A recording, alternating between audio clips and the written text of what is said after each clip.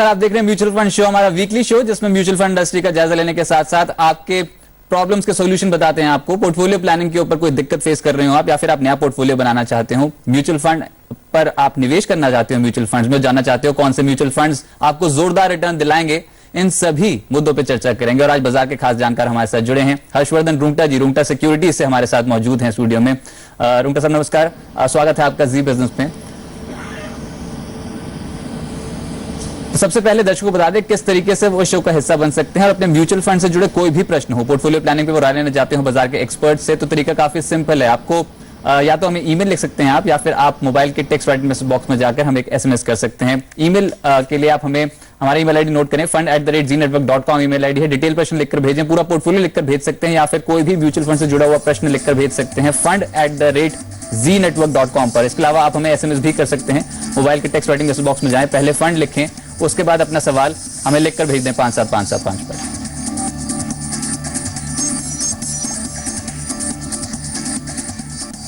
चलिए हर्षवर्धन जी, आज चर्चा शुरू करने से पहले बाजार में एक नया फंड लॉन्च हुआ है और काफी सुर्खियों में है, क्योंकि ये अपने ही तरह का एक नया ईटीएफ है। इस पे चर्चा कर लेते हैं। पीएसयू क्षेत्र की कंपनियों में निवेश होगा, सीपीएससी ईटीएफ का, और ये 21 मार्च तक खुला रहेगा। निवेशकों को फायदा है, 2 लाख तक निवेश कर सकते हैं, और जो निवेश है वो पीएसयू कंपनीज में होगा। किस तरीके से काम करेगा ये ईटीएफ?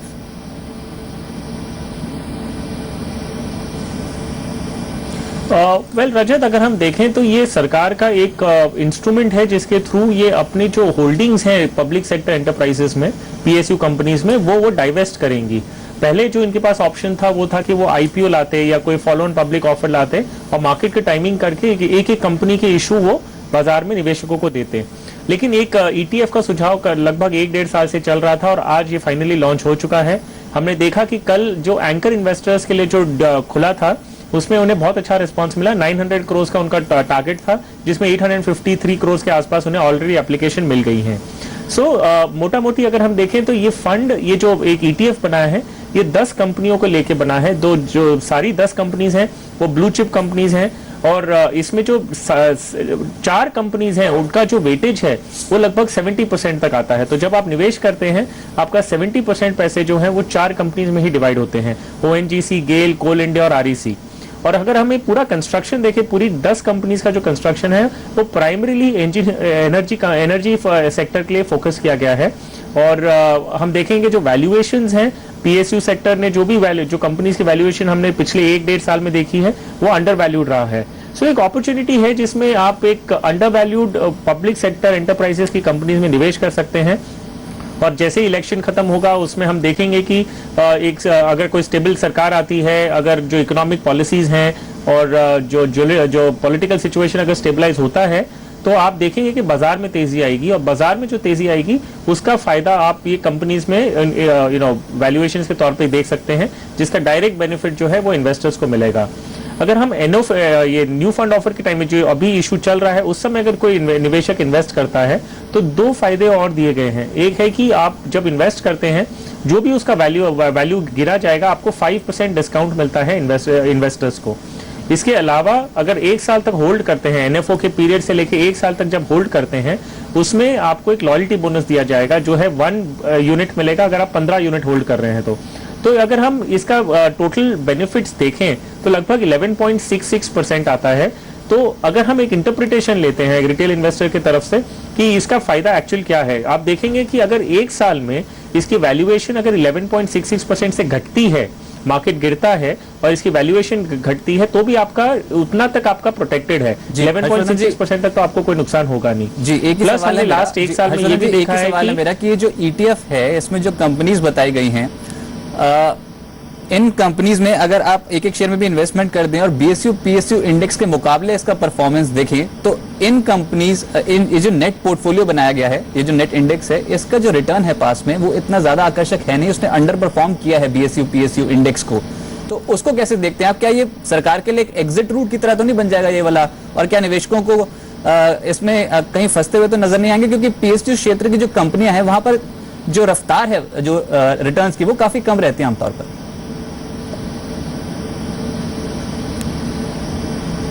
एब्सोल्युटली राइट रजत। अगर हम देखें, हम स्पेसिफिकली अगर देखेंगे तो ऑब्वियसली आप देखेंगे कि पीएसयू इंडेक्स का जो परफॉर्मेंस है वो भी अच्छा नहीं रहा है। लेकिन मुश्किलें अगर हम रिटेल इन्वेस्टर के नजरिए से देखें तो ये पिक करना, उसमें इन्वेस्ट करना, अगर आप देखें कि हम बोलें कि ओएनजीसी या हम सिलेक्ट करते हैं पब्लिक सेक्टर कंपनीज में से सिलेक्ट करके हम चूज करके पिक करके इन्वेस्ट करते हैं तो ये मुश्किल हो जाता है। सो कन्वीनियंस के जो पर्पस है उसके हिसाब से हम देखें तो एक बास्केट है पूरे 10 कंपनीज का जो मिल रहा है। अगर कोई निवेशक है जो खुद अपनी रिसर्च करके आइडेंटिफाई करके निवेश कर सकता है तो ऑब्वियसली ये बेटर होगा कि वो खुद करे। लेकिन उन ऐसे जो जानकार इन्वेस्टर्स होते हैं वो बहुत कम होते हैं मार्केट में, तो इसी वजह से ईटीएफ एक सक्सेस होने का और इनका इशू सक्सेसफुल होने का बहुत ज्यादा चांसेस हैं। जहां तक आपकी बात थी एग्जिट टुडे सरकार के लिए, यस बहुत क्लियरली ट्रांसपेरेंटली बोला गया है कि सरकार अपनी जो खुद की होल्डिंग है कंपनीज में वो इस ईटीएफ के जरिए वो टाइम टू टाइम मार्केट में ऑफलोड करेंगी, तो उन्हें सेपरेटली एक एक कंपनी के लिए उन्हें आईपीओ या एफपीओ लाने की जरूरत नहीं है। सो ये क्लियरली एग्जिट स्ट्रेटेजी है गवर्नमेंट के लिए। लेकिन एक अच्छी बात जो है, पहली बात थी, पहले ये सोचा गया था कि जो अंडर परफॉर्मिंग है, जिनकी वैल्यू जो प्रॉफिटेबल नहीं है, वो पीसी वो कंपनीज भी ईटीएफ में जोड़ दी जाएंगी। लेकिन इस बार जो हमने देखा है 10 जो कंपनी सिलेक्ट की गई हैं वो प्योरली ब्लू चिप हैं, प्रॉफिट्स में हैं और डिविडेंड पेइंग कंपनीज हैं। तो एटलीस्ट उस समय उस लिहाज से हम देखेंगे तो अच्छी कंपनीज का स्टॉक आपको मिल रहा है। वैल्यूएशन कितना बढ़ता है कंपैरेटिवली दूसरी कंपनी के साथ ये तो वक्त ही बताएगा। चलिए ठीक है, प्रसाद को आगे बढ़ाते हैं और पहले कॉलर इसी बीच हमारे साथ जुड़ चुके हैं। मनोज जी गुजरात से अपना प्रश्न पूछने के लिए लाइन पे हैं। मनोज जी नमस्कार। नमस्कार सर। हाँ जी, अपना सवाल पूछिए आप। हाँ सर, मैंने ईमेल के जरिए अपना सवाल भेजा था आपको, तो सिर्फ हिसाब से मुझे है ना 5 साल में 5 लाख का टारगेट अचीव करने का है और उसके लिए मैंने कुछ मैचिंग तो मैं आपके शो के जरिए फाइंड करके ठीक है, 5 साल में 5 लाख जुटाना चाहते हैं। कुल मिलाकर 6 फंड्स में आपने इन्वेस्टमेंट की है, 6,000 रुपए हर महीने एलोकेट कर रहे हैं 5 साल के नजरिए से। बस आपकी उम्र कितनी है? हाँ, मेरी उम्र 29 सर। 29। चलिए आपको नजर दिलाते हैं। हर्षवर्धन जी 5 साल के लिए निवेश किया है, 5 लाख जुटाना चाहते हैं, कुल मिलाकर 6,000 रुपए हर महीने इन्वेस्टमेंट कर रहे हैं। लक्ष्य अचीव हो जाएगा बाजार की जो रफ्तार है उसमें, आपको लगता है क्या? और साथ ही साथ जो फंड्स उन्होंने चूज किए, HDFC growth, HDFC mid cap opportunities, ICICI blue chip, Birla sun life frontline और साथ ही साथ रिलायंस ग्रोथ और रिलायंस फार्मा जो इनके फंड्स में शामिल हैं, 1,000 रुपए की एसआईपी की है इन्होंने। ओवरऑल पोर्टफोलियो कैसा लगता है?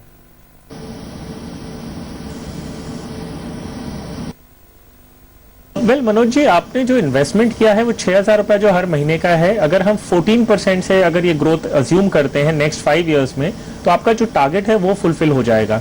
सिर्फ जो कंसर्न है वो आपकी स्कीम्स में है। आप 1,000 रुपया 6 स्कीम्स में कर रहे हैं। मेरा सुझाव ये रहेगा कि आप पूरा पोर्टफोलियो को थोड़ा छोटा कर लें और उसे एक quality large cap mid cap companies में निवेश करें तो आपका काम बन जाएगा। आप अपना 6,000 रुपया इस प्रकार निवेश करें। ICICI focused blue chip fund में 3,000 रुपया करिए, जहां पे आप आज की तारीख में 1,000 रुपया ही कर रहे हैं, उसमें 3,000 कर दीजिए और एचडीएफसी मिड कैप अपॉर्चुनिटीज में बाकी का 3,000 कर दीजिए। जो आपके बाकी सब एसआईपीज हैं वो बंद कर दीजिए और जो आपका अक्यूमुलेटेड अमाउंट ऑलरेडी उसमें है वो रिडीम करके 50-50% आप इन दोनों फंड्स में एलोकेट करके आप निवेश कर दीजिए। तो इस प्रकार आपका पूरा पोर्टफोलियो कंसाइज होके सिर्फ 2 फंड में रहेगा, जो एक लार्ज कैप और मिड एंड स्मॉल कैप में है, और इक्वल डिविजन रहेगा इन दोनों फंड्स में। चलिए, यानी कि सिर्फ 2 ही फंड्स आप पोर्टफोलियो में शामिल करने की सलाह दे रहे हैं और बाकी पूरे पोर्टफोलियो को चर्न करने की जरूरत है इनको। क्या ये बाकी के फंड्स खराब हैं जो आपने बताया कि उनमें से बाहर निकलने की इनको जरूरत है, या फिर आप कंसाइज करने के ऑब्जेक्टिव से बोल रहे हैं कि इन 2 फंड्स में आईसीसी फोकस ब्लू चिप और साथ ही एचडीएफसी मिड कैप अपॉर्चुनिटीज में निवेश करें?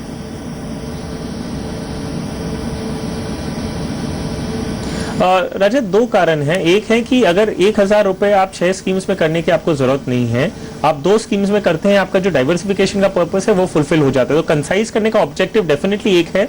दूसरी बात, अगर ये फार्मा फंड में कर रहे हैं, इनके डुप्लीकेशन है, एचडीएफसी ग्रोथ फंड और HDFC mid cap opportunities fund, ये दोनों mid and small cap category के हैं। तो आप एक ही थीम के एक ही फंड हाउस के 2 स्कीम में निवेश कर रहे हैं, आपका कोई टेक्निकली कोई रियल पर्पस सॉल्व नहीं हो रहा है। एक फार्मा फंड जो सेक्टर फंड है, मुझे नहीं लगता कि ये उन्हें ट्रैक कर सकते हैं, क्योंकि जो इनका इन्वेस्टमेंट का जो हम प्रोफाइल देखे हैं उसमें फार्मा फंड को अगर ये ट्रैक करना चाहते हैं तो शायद इनके लिए मुश्किल होगा। 5 साल का टाइम होराइजन है, 2 fund I think is sufficient. चलिए ठीक है, इस नोट पे एक छोटे से ब्रेक ले रुकते हैं, कहीं मत जाइए। हर्षवर्धन रुंगटा जी हमारे साथ जुड़े हैं, आपके म्यूचुअल फंड से जुड़े प्रश्नों के ऊपर आपको एडवाइस दे रहे हैं। एक छोटे से ब्रेक के बाद लौटते हैं।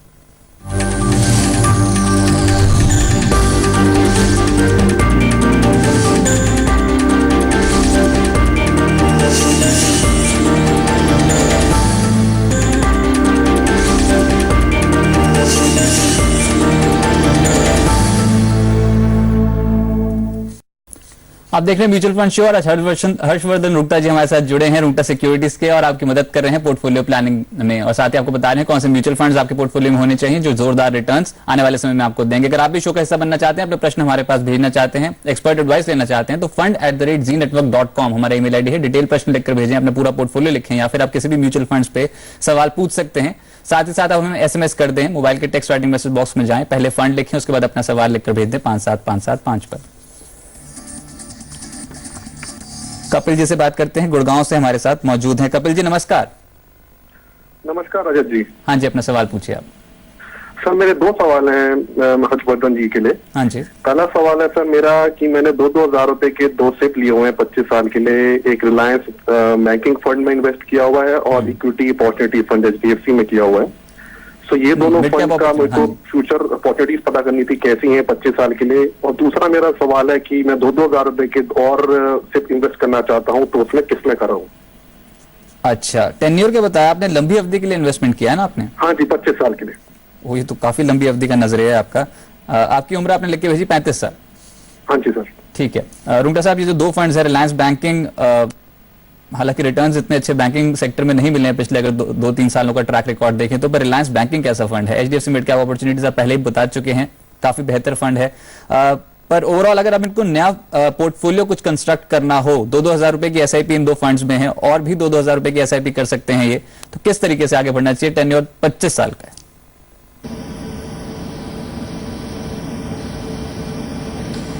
वेल कपिल जी, आपने जो दोनों फंड्स चूज किए हैं अभी जिसमें निवेश कर रहे हैं वो अपने आप में अच्छे फंड्स हैं। बैंकिंग सेक्टर के अगर आप बुलिश हैं, बैंकिंग सेक्टर पे आप समझते हैं बैंकिंग सेक्टर के बारे में, तो आप रिलायंस बैंकिंग फंड में बने रह सकते हैं। और HDFC का मिड कैप अपॉर्चुनिटी फंड भी अच्छा है, आप उसमें भी रह सकते हैं। सिर्फ है कि जो बैंकिंग फंड है वो आप थोड़ा और क्लोजली मॉनिटर करिएगा। आप सीधा 25 साल तक छोड़ के, मतलब निवेश करके आप उसमें छोड़ नहीं सकते हैं। आप उसे थोड़ा और आपको प्रोएक्टिवली उसे ट्रैक करना होगा। और जैसे आपको अगर ऐसे लगे कि उस सेक्टर में चेंजेस नहीं आ रहे हैं और NPS की प्रॉब्लम जो है बढ़ती जा रही है, तो शायद आपको एक कॉल लेके इसे एक डाइवर्सिफाइड फंड में शिफ्ट कर लेना चाहिए। जो आपका फ्रेश इन्वेस्टमेंट आपको जो 4,000 रुपए के करने हैं, आप अपने अगर पोर्टफोलियो में देखेंगे तो आपके पास लार्ज कैप बिल्कुल भी इन्वेस्टमेंट्स नहीं है। सो मेरा सुझाव रहेगा कि आप एक इंडेक्स फंड अपने पोर्टफोलियो में लीजिए। ये लार्ज कैप फंड होते हैं, सारी जो कंपनीज इसमें निवेश जो कंपनीज का कंप्राइज की गई हैं, उनकी market capitalisation 10,000 crore and above है। सो आप Franklin India index fund BSE Sensex plan में आप निवेश कर सकते हैं।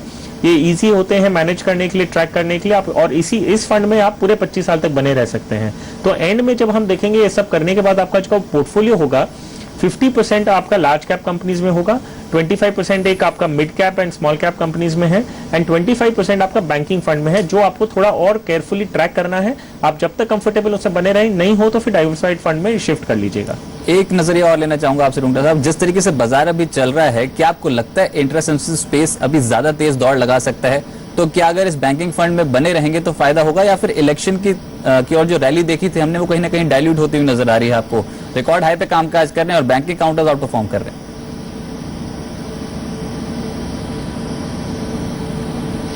वेल रजत, अगर हम देखें बैंकिंग सेक्टर एक फाइनेंशियल सर्विसेज का कोर सेक्टर माना है, कोर इंडस्ट्री मानी जाती है।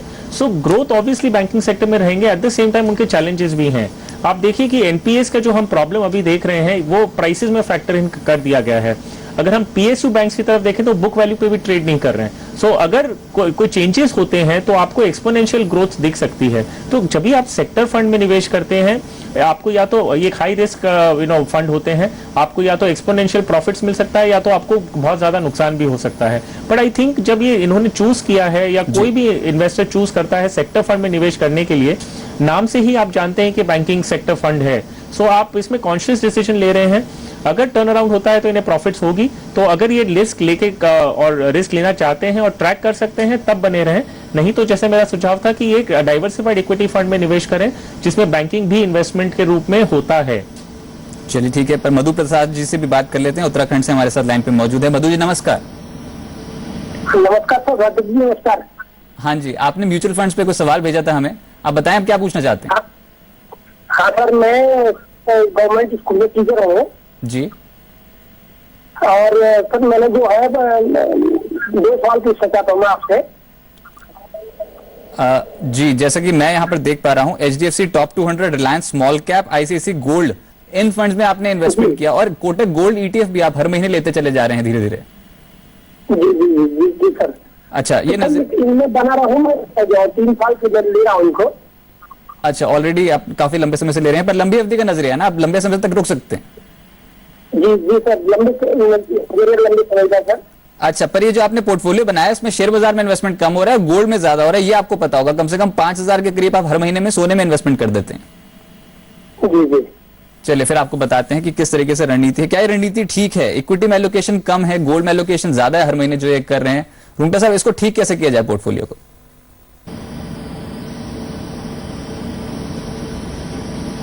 वेल मधु जी, आपकी एज 43 इयर्स है।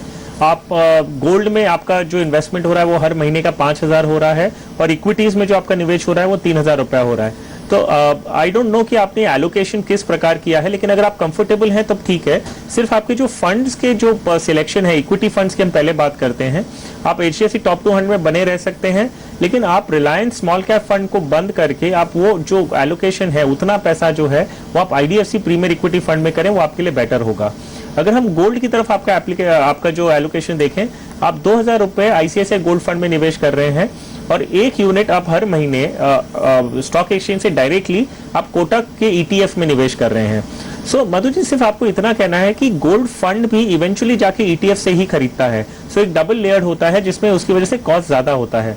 क्योंकि आप ETF का ऑलरेडी वर्किंग समझते हैं, मेरा सुझाव होगा कि अगर आप 2,000 की जगह 3,000 रुपए हर महीना कर सकें तो आप डायरेक्टली ETF ही खरीदें।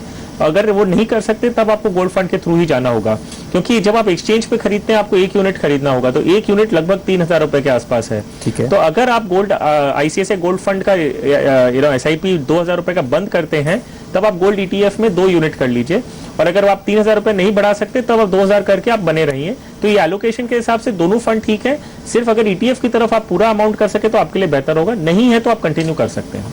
चलिए, इसी बीच दीपा बत्रा जी हमारे साथ जुड़ चुके हैं पानीपत से। साहू साहब नमस्कार। क्या सर? हाँ जी, अपना सवाल पूछिए आप। सवाल एक्चुअली सर, अभी जैसे मार्केट हाई पे है, अभी अगर कोई म्यूचुअल फंड में SIP स्टार्ट करना चाहेगा तो क्या अभी सही समय है करने के लिए? अच्छा, आज तक कभी आपने शेयर बाजार में या फिर म्यूचुअल फंड में कभी पैसा नहीं डाला? ना, ये फर्स्ट टाइम है। अच्छा, तो सोचा भी है तब जब बाजार सबसे उच्चतम स्तर पर ट्रेड कर रहा है? तो बिल्कुल सही प्रश्न है, बाजार सबसे उच्चतम स्तर पर ट्रेड कर रहा है तो डर तो कहीं ना कहीं है कि रिवर्स गियर मार गया तो यहाँ पर रिटर्न्स जो है बिल्कुल नेगेटिव बढ़ जाएंगे। रुंगटा साहब, अब इनको पोर्टफोलियो बनाना है, बाजार उच्चतम स्तर पे है, SIP के जरिए निवेश करेंगे, ये काफी बेहतर सोच है। पर पिछली बार के मुकाबले जब 2008 में हाई टच हुआ था और अब जो हाई टच हुआ है, डिफरेंस क्या है? और क्या आपको लगता है जो हाई टच हुआ अभी और भी मोमेंटम कैरी हो सकता है? SIP अभी शुरू करें तो कोई जोखिम है?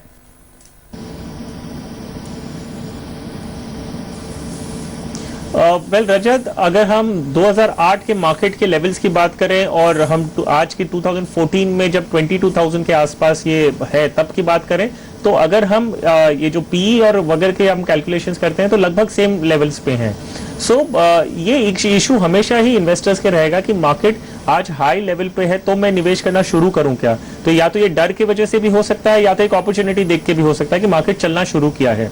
मेरा सुझाव रहेगा जब आप SIP का जरिया रूट चूज करते हैं, उसका प्राइमरी ऑब्जेक्टिव यह है कि आप नहीं जानते कि मार्केट किस तरफ जाने वाला है, और क्योंकि हम नहीं जानते मार्केट किस तरफ जाने वाला है, हम SIP का रूट लेते हैं जिसमें हर महीने हम एक निर्धारित डेट पे एक फिक्स्ड अमाउंट मार्केट में निवेश करते हैं, चाहे कुछ भी लेवल हो। फिर तो इससे क्या होता है, हमें रुपी कॉस्ट एवरेजिंग का फायदा मिलता है। तो मार्केट में जब भी निवेश करना है आपको, इक्विटी मार्केट्स में अगर हो सके तो आप इक्विटी जो म्यूचुअल फंड्स हैं उसमें SIP के जरिए ही करें, तो आपका जो रिस्क है वो रिलेटिवली कम हो जाता है। अब क्योंकि इनके लिए जो हम स्पेसिफिकली अगर इन्हें सुझाव दें, ये नए हैं, फर्स्ट टाइम मार्केट में निवेश करना चाहते हैं, तो हमारी सुझाव हमेशा से ये रहा है कि पहला जब आप निवेश करते हैं तो आप एक large cap fund, passively manage index fund की तरफ से शुरू करें। तो इन्हें अगर जब 5,000 रुपए हर महीने के निवेश करने हैं, मेरा सुझाव रहेगा 3,000 रुपए ये Franklin India index fund BSE Sensex band में निवेश करें, ताकि एक इंडेक्स, एक पैसिवली मैनेज्ड फंड इनके पोर्टफोलियो में होगा, और बाकी के 2,000 जो है वो एक quality mid and small cap fund अपने पोर्टफोलियो में जोड़ सकते हैं। इनका होराइजन लंबा है, सिर्फ 26 साल के हैं, तो इनके लिए लंबे अरसे तक होल्ड करना पॉसिबल है। एक 2,000 रुपए ये IDFC प्रीमियर इक्विटी फंड में निवेश करें, तो इस प्रकार इनका पोर्टफोलियो बनेगा, और इसे ये कम से कम 5 साल तक बने रखें, और उसके बाद रिव्यू करें। हालांकि हम नॉर्मली कहते हैं कि 2 साल बाद रिव्यू करना होगा, लेकिन इनके केस में 5 साल करने के बाद ये रिव्यू करें कि इनका पोर्टफोलियो किस तरफ जा रहा है। चलिए, तो 2 फंड्स आपको बता दिए गए हैं। फ्रैंकलिन बीएससी सेंसेक्स प्लान जोरदार रिटर्न्स दे और IDFC premier equity mid cap space को बिलोंग करता है और 30% सालाना रिटर्न दे चुका है। 5 साल का अगर ट्रैक रिकॉर्ड देखें तो दोनों ही फंड्स अपने पोर्टफोलियो में शामिल कर सकते हैं और 5 साल के लिए बने रहें। फायदा होगा म्यूचुअल फंड्स में, इन 2 म्यूचुअल फंड में अगर आप इन्वेस्टमेंट करेंगे तो। पर आपको बता दें कि अगर आप भी कोई भी प्रश्न पूछना चाहते हैं इस शो के जरिए तो आप बाजार के एक्सपर्ट से पूछ सकते हैं। तरीका काफी सिंपल है, या तो हमें मेल लिखें या फिर आप एसएमएस कर दें। fund@zenetwork.com हमारा ईमेल आईडी है। डिटेल प्रश्न लिखें, पूरा पोर्टफोलियो लिखकर भेज सकते हैं या फिर कोई स्पेसिफिक प्रश्न म्यूचुअल फंड से जुड़ा हुआ लिखकर भेज सकते हैं। और एक्सपर्ट एडवाइस के लिए आप मोबाइल के टेक्स्ट राइटिंग मैसेज बॉक्स में जाएं, पहले फंड लिखें, उसके बाद अपना सवाल हमें लिखकर भेज दें 57575 पर। रुंगटा साहब, बहुत बहुत शुक्रिया आपका हमारे साथ जुड़ने के लिए, म्यूचुअल फंड इंडस्ट्री पर चर्चा करने के लिए, साथ ही साथ दर्शकों की मदद करने के लिए, उनकी पोर्टफोलियो प्लानिंग करने के लिए। फिलहाल म्यूचुअल फंड शो से इतना ही। आप देखते रहिए जी बिजनेस, आपका फायदा। नमस्कार।